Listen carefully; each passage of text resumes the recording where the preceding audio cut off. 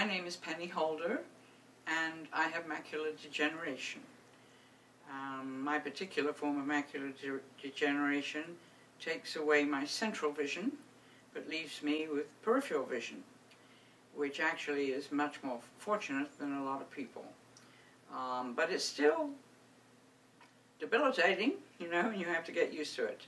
I have two wonderful support groups. The VRS, Vision Rehabilitation Services in Cobb County.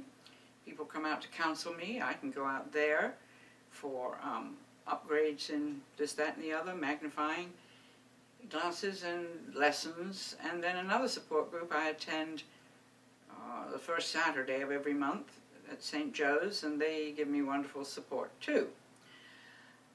This is my testimonial for macular degeneration, and it's going to be a little humorous because you have to have self-deprecating humor when you've got this.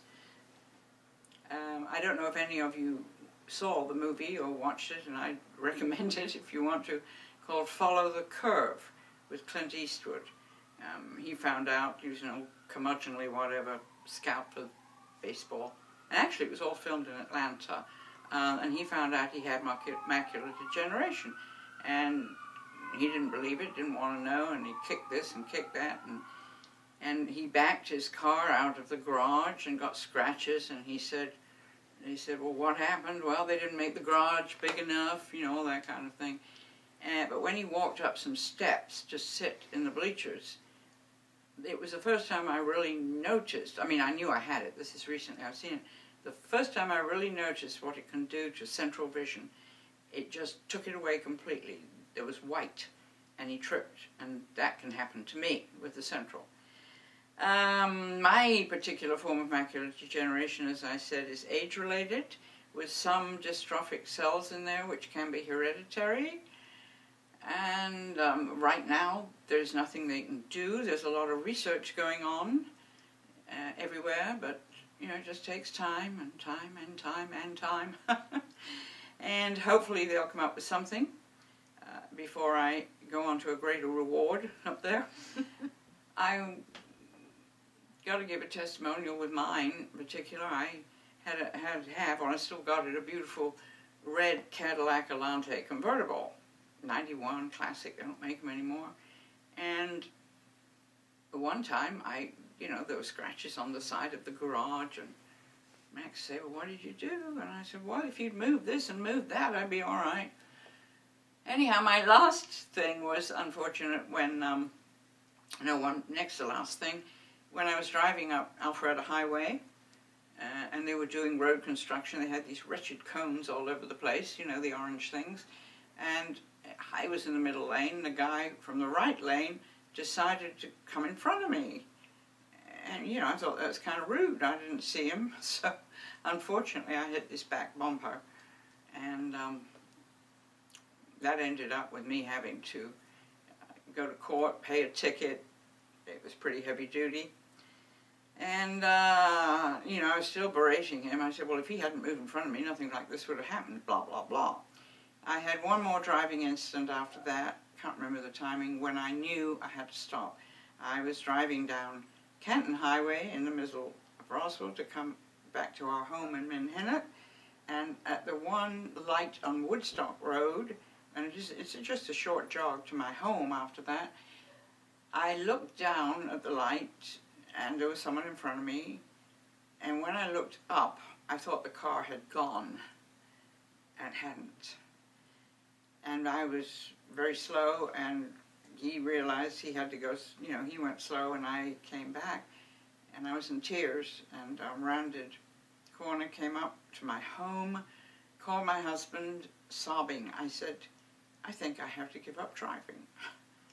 And he came home, hugged me, and said, well, And I always thought, well, they say you have to give up driving, and they take, your cars, and I thought they came and took your car. Well, no, they don't. You just have to decide you're giving up driving. Which, of course, I did, which was another, don't drive anymore. However, in the middle of Roswell and everywhere else, I don't care if I don't drive anymore. I think it's a hazard. But it was just one more thing which sort of kept me isolated, and I wouldn't take advantage of a lot of my friends that said, well, we'll come and get you, Penny, we'll do this, we'll do that. And I thought, well, I'm just an imposition, and realized lately, that I'm not. I've learned how to do a lot of things by feel. I move a lot slower now, thank God, because I have to. I'm still very lucky with a lot of my vision, but if I do things on our white kitchen counter and we've got pale yellow placemats to put the cereal bowls on.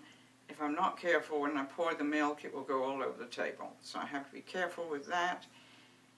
Children have all been very supportive. They live in different states. They have not a clue what it is, but they're wonderful with it. And well, one of them I did send how you can tell it's macular degeneration, and she said, wow, you know. And my son saw Follow the Curve, and he said, have you ever thought of going to that movie? I said, I saw that movie. And my second daughter is very, very supportive because she has problems with one eye, so she understands that. She has glaucoma in one eye. And my youngest, Lisa, said, well, you can do any darn thing you want to do. Take up Braille. I said, I'm not going to take up Braille, so I don't have to do that. And she and I talk now on the phone, and she's been wonderful too. They've all been here to support me one way or the other, or I go out there. We are going out there for Christmas in Minnesota, and we just got back from a trip in England, which was wonderful, because that's where I'm from. I hadn't been there since 2004. My brother's still over there, and friends and nephew, and we had a wonderful, wonderful time. He drove a lot of miles, and we walked just about everywhere, and I revisited my country, and it was great. You go to Land's End, which literally is called Land's End, and there's a signpost that says 4,700 and something miles to New York. That's wonderful. So I came back from that trip. I wasn't going to go, but we went for 9 days, 10 days, and I truly realized that I can do an awful lot now that I thought I couldn't do. And you know, when the lights dim or something, I can even do better with that than probably fully sighted people. I don't know. Put up with it. I just know that these support groups are absolutely wonderful in helping people. Rehabilitation, they called it, and that's what it is. Show you how to do things in all different ways, how to cope, how to get along. And in the beginning, I didn't want to be bothered looking at a cane. Unfortunately, I won't have to use that, but I have to be very careful now going down steps or walking if there's cracks in the, you know, so I look down when I walk because I can see the cracks. I have been told by one of my counselors not to look down. I said, well, if I look up, the cracks are gone and the face is gone. If the people bump into me, that's their problem. They're not blind. I am. Legally blind. But we get around that too. They come up here to show me how to cross the light. One of the lights up here at Woodstock, I believe. I can walk up there and cross that light. It's quite dangerous with cars, you know. They come from here and there and everywhere. And so I'm doing that. And I do volunteer work up here at the nursing home, which is at the end of our street, and starting to go back there.